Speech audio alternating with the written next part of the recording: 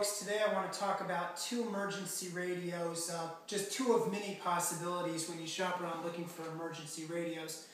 First one being the Eaton Scorpion, and the second one being the Kaito KA500 Voyager.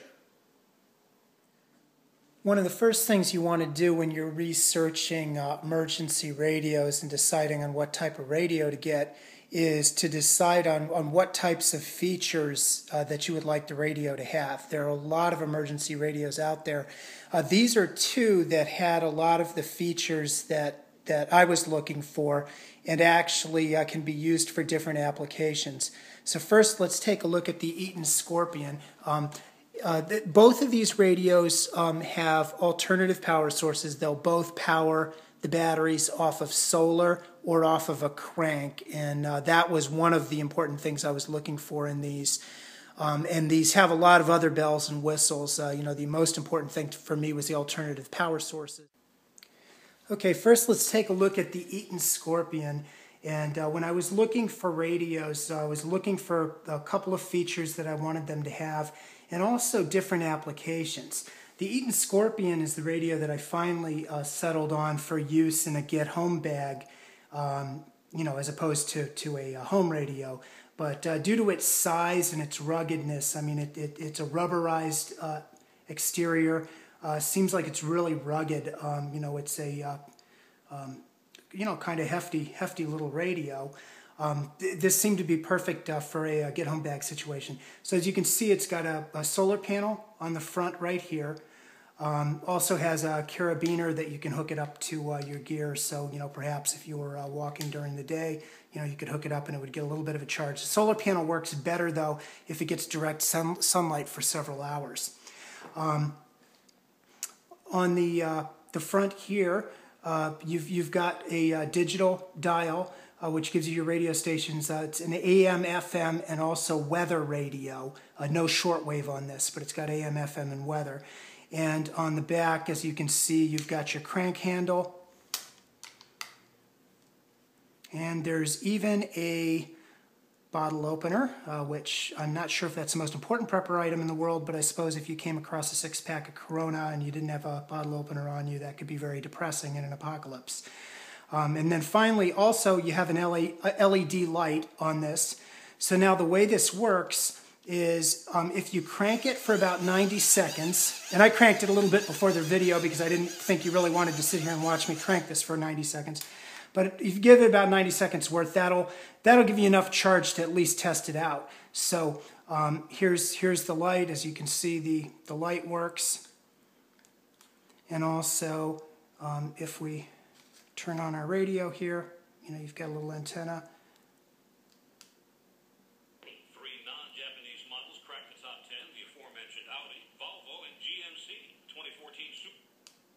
And, like I said, you've got with the mode switch here, you can switch between AM, FM, and the weather channels. Now, this is really important because if you are in a power outage, whether you're at home or you're somewhere else on the road, information is critical. You need to know whether this is just a routine small area power outage or whether this is something more insidious. So you can get information from the radio. And if you're in a place where you should be getting radio reception and you hear nothing at all, that also tells you something. That's an important piece of information if there aren't any radio stations transmitting. So very, very important to have information. This is a good radio. I recommend it, for bug out bag or in my case, get home bags. Another thing this radio will do is, I don't know if you can see this here, but you've got a cell phone charger. You can charge your cell phone from the hand crank. So that's another really good feature of this radio, to be able to charge up your cell phone if you're in a get-home situation and have no other power source. You can also run this off a DC adapter. I didn't get one for this particular radio since I'm using it for a get-home bag. It's also got an auxiliary input, so if you wanted to, you could play your iPod through it.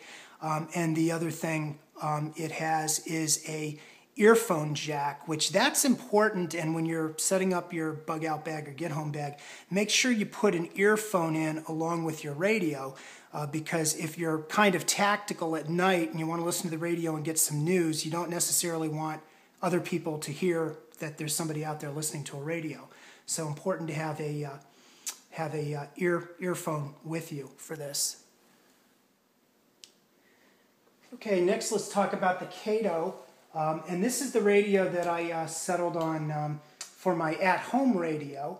And it's got many of the same features as the Scorpion, but actually also has a few additional features. It's a little larger than the Scorpion, so it is probably a little too big for a bug out bag or a get home bag. You could do it, but I think that the Scorpion fit the bill a little bit better for that. Also, I think the Scorpion seems like it's a little bit more durable than the Voyager, although for the application I'm using the Voyager for, which is my at-home radio, it's absolutely fine. So you've got AM, FM, you also have shortwave on this radio, and then you've got your weather channels. You've got your tuning and your volume. This radio also has several lights, so you've got just kind of a regular flashlight type of light there. It also has an SOS light, and back here on the solar panel, you've got a reading light. So nice LED reading light. So that actually makes this radio good for an at-home radio, because it's got several really good features. So you've got the solar panel. Also, this radio will run on AA batteries. So in addition to the rechargeable battery pack that you can charge either by the crank handle or the solar panel, you've got the ability to run this off of AA batteries, which is good for an at-home radio.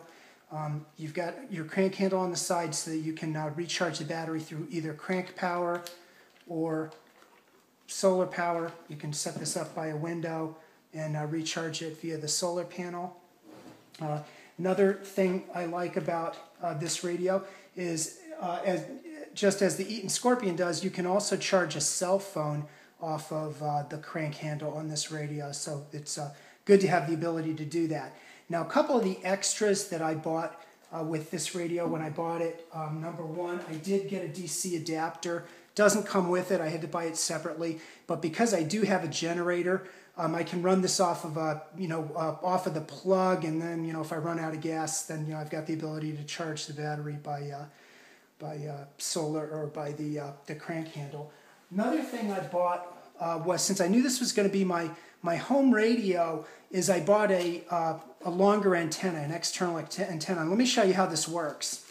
It comes with a little clip, and then it comes with the actual antenna. And the antenna is on kind of a wire spool thing here, and it's basically just kind of a wire. And the way this works is you clip this onto your antenna, just like that, and then you plug in your spool into there, and then you can run this, out a window or wherever you want. You've got quite a bit of antenna here. So that will give you a little bit more reception. So those are the two radios, the two emergency radios that I picked after looking for a lot of features. There's a couple things to think about. First of all, you want to shop around. You want to make sure that the radios have the features that you're looking for, and you also want to shop around for price. I got the Eaton Scorpion at Cabela's, and it probably cost me about $60. And then the Voyager I bought off of Amazon, and it cost me under $50. So neither of them are particularly expensive radios, but both of them had the features I was looking for emergency radios. But shop around, look, and make sure that you find the radio that you're looking for. Thank you very much for watching.